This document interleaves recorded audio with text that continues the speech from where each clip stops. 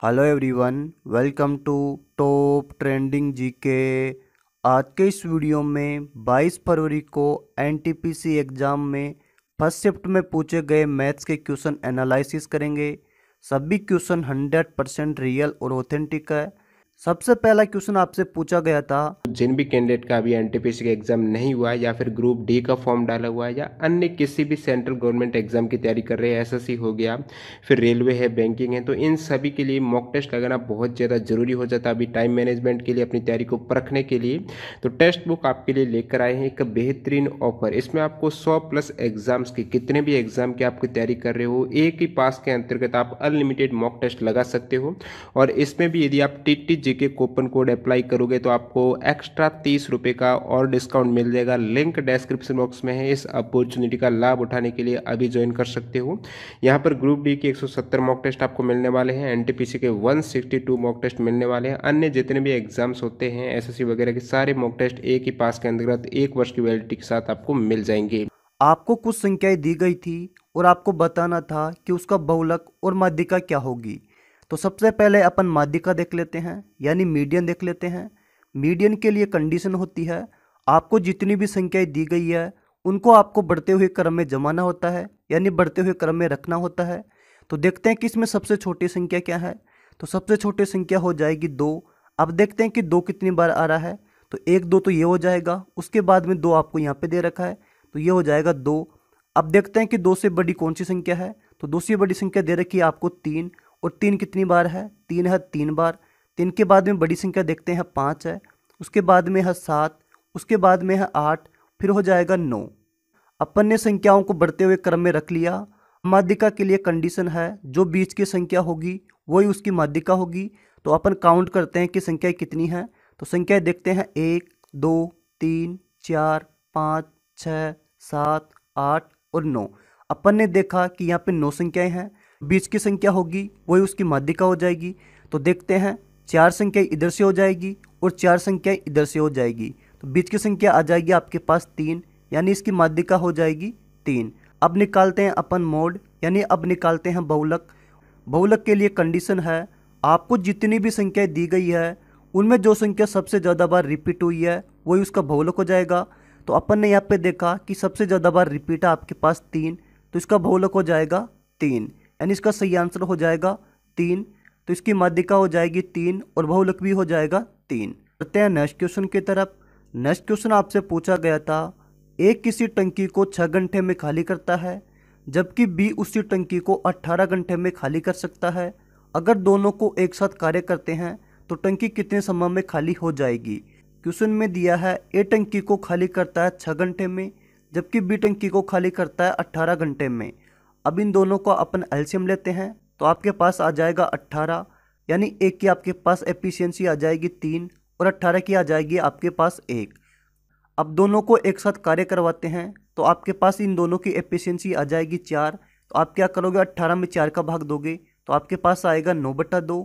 इसको सोल्व करोगे तो आपके पास आएगा 4.5, यानी ए और बी दोनों को एक साथ कार्य करवाएंगे तो ये 4.5 घंटे में टंकी को खाली कर देंगे, यानी 4.5 घंटे में ये टंकी को खाली कर देंगे। नेक्स्ट क्वेश्चन आपसे पूछा गया था, आपको x का मान दिया था और आपसे पूछा गया था x+1 क्या होगा। तो आपको दिया है x बराबर 1/1 प्लस √2।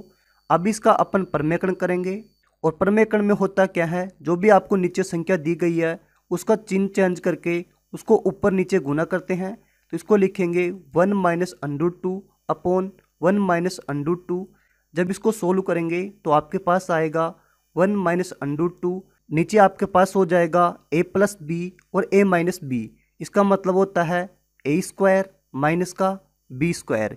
a का मान आपके पास 1 और 1 का स्क्वायर करोगे तो आपके पास आएगा 1। b का मान आपके पास है √2, √2 का स्क्वायर करोगे तो आपके पास आएगा 2। तो आपके पास बच जाएगा 1 माइनस √2 अपॉन 1 में से 2 जाएगा तो आपके पास बचेगा -1। ऊपर आपके पास हो जाएगा -1 प्लस √2। ये मान आया है x, लेकिन आपसे पूछा गया है x+1। अब क्या करेंगे, x का मान आपको दे रखा है, लेकिन यहाँ पर आपको x का मान निकाल लिया। कितना है आपके पास, -1 प्लस √2। इसमें कितना ऐड करना है आपके पास, 1 और ऐड करना है, 1 ऐड करेंगे ये हो जाएगा प्लस का 1 और ये हो जाएगा माइनस का 1, तो ये हो जाएगा कैंसिल और आपके पास कितना आ जाएगा √2। इसका सही आंसर हो जाएगा √2। नेक्स्ट क्वेश्चन आपसे पूछा गया था किसी त्रिभुज की ऊंचाई क्या होगी जब उसका आधार 12 सेमी है और त्रिभुज का क्षेत्रफल 12 सेमी भुजा वाले वर्ग के क्षेत्रफल के बराबर है। सबसे पहले देखते हैं कि क्वेश्चन में आपको क्या क्या दिया गया है। आपको दिया गया है कि त्रिभुज का आधार है 12 सेमी और आपको दिया गया है कि वर्ग की भुजा भी है 12 सेमी और आपको क्वेश्चन में दिया गया था त्रिभुज का क्षेत्रफल वर्ग के क्षेत्रफल के बराबर होता है। यहाँ से आपको पता होना चाहिए त्रिभुज का क्षेत्रफल होता है 1/2 इंटू आधार इंटू ऊंचाई। आधार का मान दिया है आपको 12 सेमी, तो ये हो जाएगा 12 इंटू इसकी ऊंचाई हो जाएगी h और आपको दिया है इसका क्षेत्रफल वर्ग के क्षेत्रफल के बराबर होता है। वर्ग का क्षेत्रफल होता है भुजा स्क्वायर और आपको वर्ग की भुजा दी गई है 12 सेमी। अब 12 का स्क्वायर करेंगे तो आपके पास आ जाएगा 144। अब इसको सोल्व करते हैं तो 12 से कैंसिल हो जाएगा 12 बार। अपने को निकालना है h का मान, तो आपके पास यहाँ पे बच गया 12 और ये जो 2 है ये इधर जाएगा तो आपके पास हो जाएगा इंटू 2, तो h का मान हो जाएगा 24 सेमी। तो आपके पास त्रिभुज की ऊंचाई आ जाएगी 24 सेमी। यही इसका करेक्ट आंसर था। एक क्वेश्चन आपसे पूछा गया था एक दुकानदार कीमत को पहले 10% बढ़ाता है फिर 10% की छूट देता है, तो अंतिम परिणाम क्या रहा। सबसे पहले देखते हैं कि क्वेश्चन में क्या दिया गया है। तो क्वेश्चन में बोला गया है कि दुकानदार पहले कीमत को 10% से बढ़ाता है और उसके बाद में 10% से घटाता है। अब आपको पता है 10% का मतलब होता है 1/10, तो आपके पास बढ़ी हुई कीमत हो जाएगी 10 से 11। फिर आपको बोला गया है कि कीमत को 10% घटाया जाता है, तो ये हो जाएगा 10 से 9, तो आपके पास आ जाएगा 100 और इसको मल्टीपल करेंगे तो आपके पास आ जाएगा 99। तो यहाँ से आपके पास कमी कितने की हो रही है, 1 की। कितने पे हो रही है, 100 पे। इंटू अपन 100 करेंगे तो आपके पास कितना हो जाएगा माइनस का 1। माइनस से मतलब ये हुआ कि आपको क्या हो रही है, हानि हो रही है, तो आपको होगी 1% की हानि। अब इसको दूसरे तरीके से भी सोल्व करते हैं। अब इसको अपन करेंगे सक्सेसिव फॉर्मूले से। सक्सेसिव फॉर्मूला होता है a + b + a × b upon 100। तो आपको दिया गया है कि कीमत को पहले 10% बढ़ाया जाता है, उसके बाद में 10% घटाया जाता है, प्लस आपके पास क्या होगा 10 इंटू माइनस का 10 अपॉन 100। तो क्या होगा 10 से 10 कैंसिल हो जाएगा, आपके पास क्या बच जाएगा माइनस का 100 अपॉन 100। तो आपके पास कितना जाएगा माइनस का 1, और -1 से मतलब ये हुआ कि आपको हानि हो रही है।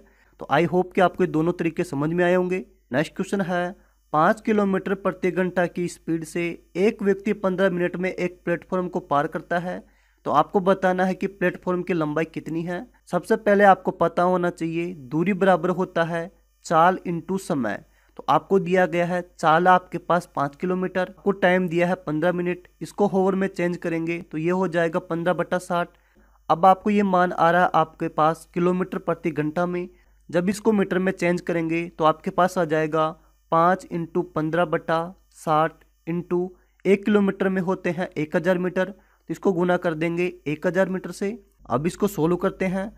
जब इसको 15 से डिवाइड करेंगे तो ये हो जाएगा 4, तो आपके पास आ जाएगा 5000/4। अब इसको सोल्व करेंगे तो आपके पास आ जाएगा 1250 मीटर, तो इसका सही आंसर हो जाएगा 1250 मीटर। नेक्स्ट क्वेश्चन आपको दिया है 52/x बराबर √169/√289। तो आपको पूछा गया है कि x का मान क्या होगा। तो आपको दिया था 52/x, इसके बाद में आपको दिया है √169/√289। अब इसको सोल्व करते हैं तो आपके पास आ जाएगा 52/x, और आपको पता है √169 का मान हो जाएगा 13 और √289 का मतलब हो जाएगा 17। अब इसको सोल्व करेंगे, जब 13 को 52 से डिवाइड करेंगे तो ये होगा आपके पास 4। x का मान निकालते हैं तो ये हो जाएगा 17 × 4, तो आपके पास आ जाएगा 68, यानी इसका सही आंसर होगा 68।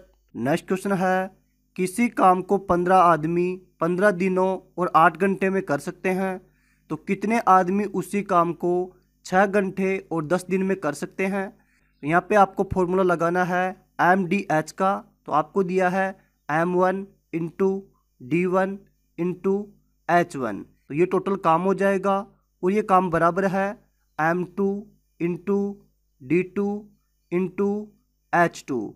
अब यहाँ पे जो भी मान दे रखा है वो पुट कर देंगे। तो आपको स्टार्टिंग में दिया है 15 आदमी, तो ये हो जाएंगे 15 आदमी इंटू आपको दिन दिए हैं 15। उसके बाद में आपको बोला गया कि 8 घंटे में काम करते हैं और आपको पूछा गया है कितने आदमी उसी काम को 6 घंटे और 10 दिन में कर सकते हैं। तो ये हो जाएगा M2 और D2 का मान आपको दे रखा है 10 दिन और H2 का मान दे रखा है आपको 6 घंटे। अब इसको सोल्व करते हैं। 5 से डिवाइड करेंगे ये 2 बार हो जाएगा, 5 से करेंगे 3 बार हो जाएगा, 3 को डिवाइड करते हैं 6 से तो ये हो जाएगा 2। यहाँ से आपके पास 2 इंटू 2 हो जाएंगे 4 और 4 को जब 8 से डिवाइड करेंगे तो आपके पास आ जाएगा 2। अब आपके पास बच गया है 15 इंटू 2, तो यहाँ पे बच जाएगा 15 इंटू 2 और इधर आपके पास है M2, तो आपके पास M2 आ जाएंगे 30। यानी आपके पास कितने आदमी आएंगे? 30 आदमी। तो इसका सही आंसर हो जाएगा 30। नेक्स्ट क्वेश्चन आपसे पूछा गया था, आपको दिया गया था मूलधन है 16,800 और आपको साधारण ब्याज की दर दी गई थी 100/3% और आपको समय दिया गया था 9 मंथ। तो आपको पूछा गया था कि साधारण ब्याज कितना होगा। तो आपको मूलधन दिया गया है 16,800। उसके बाद में देखते हैं रेट, और रेट आपको दी गई है 2/3% और आपको समय दिया गया है 9 मंथ। और आपसे पूछा गया है कि साधारण ब्याज क्या होगा। तो आपको पता है साधारण ब्याज का फॉर्मूला होता है मूलधन इंटू दर इंटू समय अपॉन 100। तो आपके पास मूलधन हो जाएगा 16,800, रेट आपके पास हो जाएगी 6 सही 2/3 और आपके पास रेट हो जाएगी 15/2 इंटू आपके पास समय दिया है 9। अब इसको ईयर में चेंज करेंगे तो आपके पास आ जाएगा 9/12। उसके बाद में आपको दिया है 100, तो यहाँ से क्या होगा 2 जीरो से 2 जीरो कैंसिल हो जाएगी। अब इसको 3 से डिवाइड करते हैं, तो 3 से डिवाइड करेंगे ये हो जाएगा 5 और ये हो जाएगा आपके पास 4। जब 4 से डिवाइड करेंगे तो आपके पास आएगा 42। अब इसको डिवाइड करेंगे 2 से, जब 2 से डिवाइड करेंगे तो ये हो जाएगा आपके पास 21। अब जो संख्याएं बच गई है उनको लिख लेते हैं। तो आपके पास बच गए हैं 21 इंटू 5 इंटू 9। अब इसको सोल्व करते हैं तो आपके पास होगा 105 इंटू 9, तो आपके पास आ जाएंगे 945। तो इसका सही आंसर होगा 945, यानी साधारण ब्याज आ जाएगा 945। अब देखते हैं कि आपके पास क्या क्या बचा है। तो आपके पास बच गए हैं 21, उसके अलावा बचा आपके पास 9। इसको मल्टीपल करोगे तो आपके पास आ जाएगा 189। नेक्स्ट क्वेश्चन आपसे पूछा गया था, आपको मिश्रधन दिया गया था 338, उसके अलावा आपको चक्रवृद्धि ब्याज की दर दी गई थी 4% और आपको समय दिया गया था 2 वर्ष। तो आपको बताना था कि मूलधन कितना होगा। तो सबसे पहले देखते हैं कि आपको रेट दी गई है 4% और 4% का मतलब होता है 1/25 और आपको टाइम दिया गया था 2 वर्ष और आपको अमाउंट दिया गया है 338। तो ये हो जाएगा 25 से 26 और ये भी हो जाएगा 25 से 26। इसको 2 बार इसलिए कर रहे हैं क्योंकि यहाँ पे दिया गया है 2 वर्ष। अब इसको सोल्व करोगे तो आपके पास आएगा 625 और ये हो जाएगा 676। लेकिन क्वेश्चन में इसका मान दिया गया आपको 338। अब देखते हैं तो ये हो जाएगा इसका 1/2 गुना। जब इसका भी आप 1/2 गुना निकालोगे तो आपके पास आएगा 312.5, तो ये इसका मूलधन हो जाएगा। तो इसका सही आंसर होगा 312.5। नेक्स्ट क्वेश्चन आपसे पूछा गया था 5/7, 9/8, 3/5, 4/7, इनमें से आपको बताना है कि सबसे छोटी भिन्न कौन सी है। तो आपको बताना है कि सबसे छोटी भिन्न कौन सी है। तो आपको दिया गया है 5/7, उसके बाद में दिया आपको 9/8, फिर दिया आपको 3/5, उसके बाद में आपको दिया है 4/7। सबसे छोटी और सबसे बड़ी भिन्न निकालने का तरीका है, सबसे पहले आपको देखना है कि इनके बीच में गैप कितने का है। तो यहाँ पे अपन ने देखा कि गैप है 2 का, यहाँ पे गैप है 1 का, यहाँ पे गैप है 2 का और यहाँ पे गैप है 3 का। तो यहाँ से आपको याद रखना है जिस भी भिन्न में हंस और हर में सबसे ज़्यादा अंतर होता है वो भिन्न सबसे छोटी होती है। तो यहाँ पे आपको नज़र आ रहा होगा 4 और 7 में सबसे ज़्यादा अंतर है 3 का, तो ये सबसे छोटी भिन्न हो जाएगी। अब आपके माइंड में आ रहा होगा 5/7 और 3/5 में से कौन सी बड़ी है। तो आपको याद रखना है जब भी आपके पास अंतर सेम आए तो सबसे बड़ी संख्या वो होगी जिसका हंस सबसे बड़ा होगा। तो यहाँ पे 3 और 5 में से हंस बड़ा है 5 का, तो इन दोनों में से बड़ी संख्या हो जाएगी 5/7, उसके बाद में होगी 3/5। मैं आपको एग्जाम्पल से समझाता हूँ। ये समझिए कि आपके पास भिन्न है 4/5, उसके बाद में आपके पास है भिन्न 5/6, उसके बाद में है 6/7, उसके बाद में है 7/8 और उसके बाद में है 8/9। तो आपको बताना है कि सबसे बड़ी भिन्न कौन सी है। अभी मैंने आपको बताया सबसे पहले आपको देखना है कि इनके बीच में गैप कितने का है। यहाँ पे गैप हो जाएगा 1 का, यहाँ पे भी गैप है 1 का, यहाँ पे भी गैप है 1 का, यहाँ पे भी 1 का और यहाँ पे भी 1 का, यानी सभी के बीच में समान अंतर आ रहा है। तो मैंने आपको बताया जब भी इनमें समान अंतर आए तो वो संख्या सबसे बड़ी होगी जिसका हंस सबसे बड़ा होगा। तो यहाँ पे सबसे बड़ी संख्या हो जाएगी 8/9, छोटी होगी 7/8, उससे छोटी हो जाएगी 6/7, उससे छोटी है 5/6 और सबसे छोटी हो जाएगी 4/5। अब वो संख्या लेते हैं जहाँ पे गैप सेम नहीं हो यानी अंतर सेम नहीं हो, तो अपन लेते हैं 7/8, उसके बाद में ले लेते हैं 11/13। यहाँ पे देखते हैं कि यहाँ पे गैप आ रहा है 1 का और यहाँ पे गैप आएगा 2 का। तो मैंने आपको बताया था जिन संख्याओं में अंतर कम होगा वो संख्या सबसे बड़ी होगी और जिस संख्या में अंतर ज़्यादा है वो संख्या छोटी होगी। तो यहाँ पे संख्या बड़ी हो जाएगी 7/8 और उससे छोटी होगी 11/13। अब इसको मैं प्रूव भी कर देता हूँ। अपने पास था 7/8 और उसके बाद में है 11/13। अब अपन क्या करेंगे, इसको गुणा करेंगे 7 से और इसे गुणा करेंगे 11 से, तो आपके पास क्या आ जाएगा 91 और आपके पास क्या आएगा 88। तो यहाँ से आप बताओ 91 और 88 में से बड़ा कौन सा है 91। और अभी मैंने आपको बताया था 11/13 और 7/8 में से बड़ी संख्या है 7/8। एक संख्या के हंस और हर का अनुपात है 9:5। यदि हंस में 6 जोड़े और हर में 5 घटाएं तो बड़ी संख्या छोटी संख्या की 3 गुनी हो जाती है। तो आपको बताना है कि बड़ी संख्या क्या है।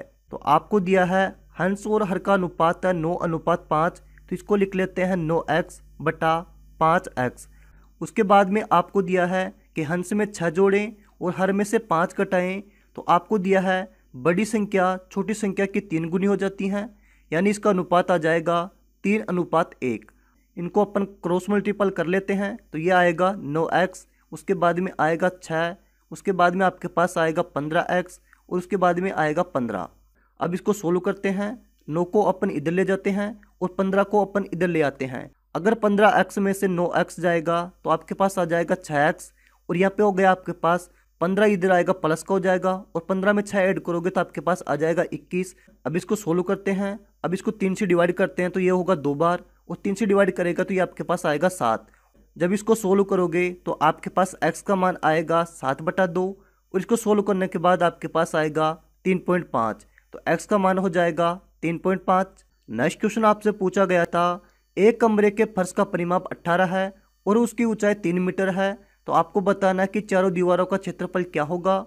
तो आपको परिमाप दिया गया है 18 मीटर और ऊंचाई आपको दी गई है 3 मीटर और आपको पूछा गया है क्षेत्रफल, और दीवार का क्षेत्रफल होता है 2l + b × h। और आपको दिया है कि फर्श का परिमाप है 18 और आपको पता है फर्श होता है आयताकार और आयत का परिमाप होता है 2l + b यानी लंबाई प्लस चौड़ाई।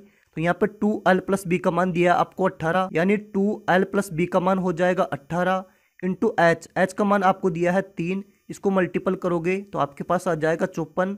तो आपके पास दीवार का क्षेत्रफल आ जाएगा 54 और इसका करेक्ट आंसर हो जाएगा 54। क्वेश्चन आपसे पूछा गया था 15/19 के हंस और हर में क्या घटाए ताकि आपके पास 3/4 हो जाए। आपको दिया है 15/19 है। अगर इसमें से मान लेते हैं x घटाते हैं और हंस में भी अपन x घटाते हैं तो आपके पास कितना आता है 3/4। अब इसको क्रॉस मल्टीपल करते हैं तो ये हो जाएगा 60 - 4x और उधर हो जाएगा आपके पास 57 - 3x। अब 57 को इधर ले आते हैं और 4 को अपन उधर ले जाते हैं तो आपके पास कितना आएगा 3 और इधर हो जाएगा आपके पास x। x का मान आपके पास आ जाएगा 3। अब इसको दूसरे तरीके से सोल्व करते हैं। एक आपको दिया है 15:19 और आपके पास होना चाहिए था 3:4। अब इसको कैसे सोल्व करोगे, इसको अपन क्रॉस मल्टीपल कर लेते हैं तो ये कितना हो जाएगा 15 × 4 करोगे तो आपके पास आ जाएगा 60 और 19 × 3 करोगे तो आपके पास कितना हो जाएगा 57। अब 60 में से 57 जाएगा तो आपके पास कितना हो जाएगा 3, तो इसका सही आंसर कितना होगा 3। नेक्स्ट क्वेश्चन आपसे पूछा था आपको y का मान दिया था 5 और आपसे पूछा गया था 10y, रूट में आपके पास था y³ - y²। आपको दिया है 10y, ठीक है। उसके बाद में आपके पास है √y³ - y²। आपके पास 10y तो है ही। अब क्या करते हैं, इसमें से अपन y² कॉमन लेते हैं। y² कॉमन लेंगे और रूट से बाहर आएगा तो आपके पास बच जाएगा y और अंदर आपके पास बचेगा y - 1 y²।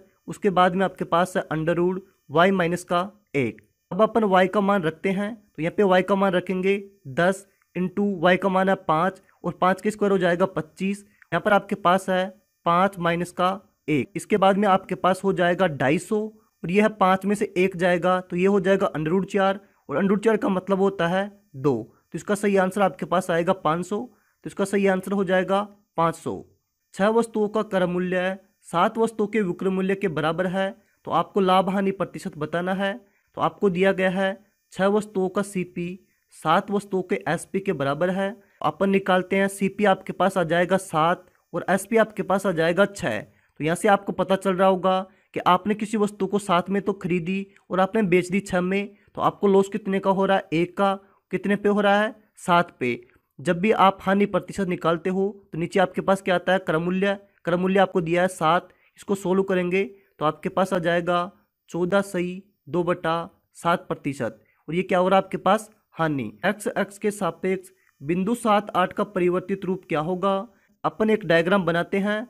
अब आपको याद रखना है, आपको पूछा गया बिंदु 7 और 8, तो x अक्ष पे बिंदु हो जाएगा 7। आपको पूछा गया x अक्ष पे, जब x अक्ष पे पूछा गया है तो 7 तो आपके पास एज इट इज रहेगा और 8 का परिवर्तित करेंगे तो ये हो जाएगा आपके पास -8। तो इसका सही आंसर होगा 7 और -8। इसका परिवर्तित रूप हो जाएगा 7 और -8। नेक्स्ट क्वेश्चन है 1750 प्लस 1250/50। इसको आपको सोल्व करना था। इस टाइप का क्वेश्चन आपसे पूछा गया था। इसको सोल्व कर लेते हैं। 1750 प्लस 1250/50, 0 से 0 कैंसिल हो जाएगा। इसको अपन डिवाइड करेंगे तो आपके पास आएगा 25। तो ये कितना हो जाएगा, 1750 प्लस 25। इसको ऐड करेंगे तो आपके पास आ जाएगा 1775। तो ये इसका करेक्ट आंसर हो जाएगा। 1775 इसका करेक्ट आंसर होगा। एक विक्रेता किसी वस्तु पर 10% अधिक मूल्य अंकित करता है और बाद में उसे 10% की छूट पर बेच देता है, तो आपको बताना है कि लाभ और हानि प्रतिशत कितना होगा। तो यहाँ पे आपको याद रखना है 10% का मतलब होता है 1/10। तो ये हो जाएगा 10 से 11 और फिर आपको छूट पे दे रहा है तो ये हो जाएगा 10 से 9। तो आपके पास कितना आ जाएगा 100 और ये आ जाएगा 99। तो यहाँ पे हानि हो रही है 1 की और हानि कितने पे हो रही है, 100 पे। तो ये कितना हो जाएगा आपके पास 1%। तो हानि आपके पास कितनी आ जाएगी, 1%। नेक्स्ट क्वेश्चन आपसे पूछा गया था n और n+1 का HCF कितना होगा। जबकि n एक नेचुरल नंबर है तो अपन मान लेते हैं कि n का मान है 1, तो ये कितना हो जाएगा n+1 2। अगर इन दोनों का HCF निकालेंगे तो आपके पास कितना आएगा 1। दोबारा मानते हैं, n का मान मान लेते हैं अपन 4, तो इसका मान कितना हो जाएगा 5 और इन दोनों का HCF निकालेंगे तो भी आपके पास कितना आएगा 1। n का मान आप कुछ भी मान लो, आपके पास HCF कितना आएगा 1। तो इसका सही आंसर क्या हो जाएगा 1। मैं दोबारा कोई संख्या मान के देखता हूँ। जैसे मैंने n का मान माना 25, तो ये कितना हो जाएगा 26। इन दोनों का HCF लूंगा तो भी आपके पास कितना आएगा 1। तो इसका सही आंसर क्या होगा, 1 ही होगा। किसका 40% 800 होगा। तो मान लेते हैं कि x का 40% कितना है, 800 है। मान लिया कि x का 40% 800 है। अब इसको सोल्व करते हैं। 40% का मतलब होता है 2/5। ये दिया है आपको 800। जब इसको सोल्व करेंगे तो ये कितना हो जाएगा 400 और x का मान कितना हो जाएगा 400 × 5 और यहाँ पे आपके पास आ जाएगा 2000। तो x का मान कितना हो जाएगा 2000। नेक्स्ट क्वेश्चन आपसे पूछा गया था, आपको गुणोत्तर श्रेणी दी गई थी और गुणोत्तर श्रेणी का आपको पहला पद दिया गया था और आपको सारा अनुपात दिया गया था 3 और आपको 5वां टर्म पूछा गया है। तो ये क्या होता है, प्रथम पद, और आपको सारा अनुपात दिया है 3। सारा अनुपात क्या होता है r और r का मान आपके पास है 3 और आपको पूछा है 5वां पद क्या होगा। अब निकालते हैं अपन 5वां पद और 5वां पद निकालेंगे a और आपके पास है r⁻n-1।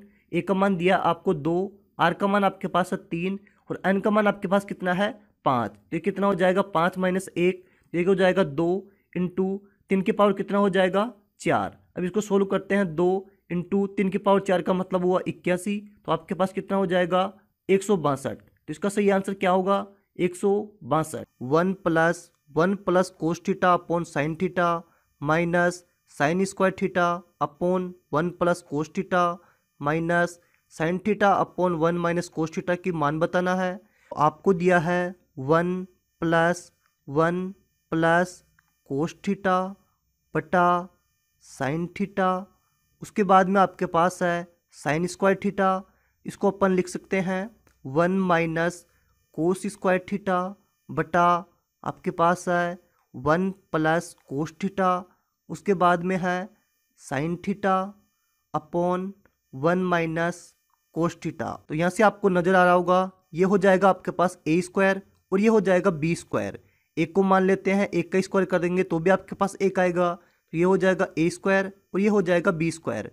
अब आपको पता है ए स्क्वायर माइनस बी स्क्वायर होता है ए प्लस बी और क्या होता है इंटू ए माइनस बी।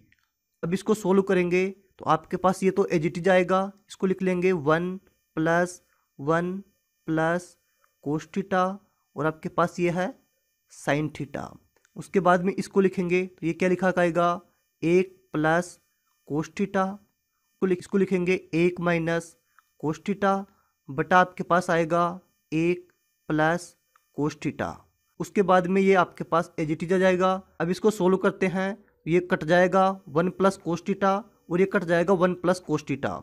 तो आपके पास यहाँ पे बचेगा 1 और यहाँ से बचेगा 1 माइनस कोस थीटा, लेकिन इनके आगे माइनस है तो ये क्या हो जाएगा माइनस का 1 प्लस कोस थीटा और यहाँ से आपके पास बचेगा 1 plus cos theta upon sine theta और यहाँ से बचेगा आपके पास साइन थीटा 1 माइनस का कोस थीटा, से 1 कैंसिल हो जाएगा। अब इसको सोल्व करते हैं तो आपके पास आएगा 1 plus cos theta upon sine theta और यहाँ से आपके पास बचा है माइनस का साइन थीटा बटा 1 कोस थीटा। तो आपके पास बच जाएगा cos theta plus 1 plus cos theta upon sine theta minus sine theta 1 minus cos theta. अब यहाँ से अपन इनका एलसीएम लेते हैं तो आपके पास क्या हो जाएगा sine theta 1 minus cos theta. तो यहाँ से क्या होगा साइन थीटा से साइन थीटा कैंसिल हो जाएगा और यहाँ पे आपके पास हो जाएगा 1 माइनस कोस स्क्वायर थीटा और यहाँ पे आपके पास बचेगा 1 माइनस कोस थीटा से 1 माइनस कोस थीटा कैंसिल हो जाएगा और ये हो जाएगा साइन स्क्वायर थीटा और आपके पास साथ में चल रहा है कोस थीटा।